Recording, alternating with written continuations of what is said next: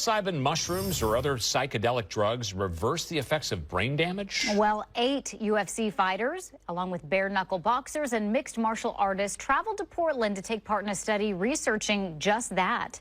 Fox 12's Spencer Schott sat down with the fighters before they received their doses of psilocybin on Friday. Yeah, then spoke with them again after the treatment. He joins us now with what he learned. Spencer.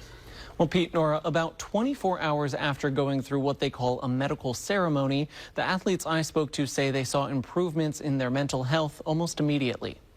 Immediate differences I noticed would be overall lowered levels of anxiety, depression, things like that. My overall mental and emotional well-being, I would say, is elevated as a result of the treatment. Last time we sat down with former bare-knuckle boxing world champion Mark the Shark Irwin, he was strapped up to a machine that was scanning his brain waves and getting a baseline of his brain activity as he performed various tasks.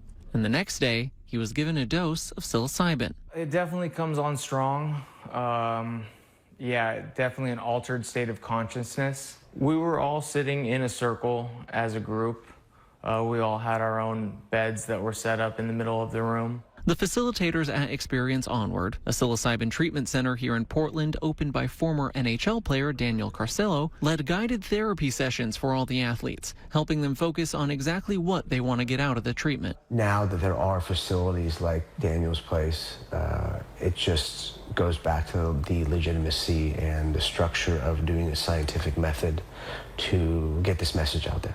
All the athletes that are taking part in this study were brought together by former UFC fighter Ian McCall's nonprofit, Athletes Journey Home. He's funding this study designed by Nigel Netzbon. Preliminary data from these kinds of compounds in lab-based models and also in animal models kind of suggest that there might be something called neurogenesis going on, the principle of neural tissue growing, basically. It's believed once brain tissue is lost, it's gone for good.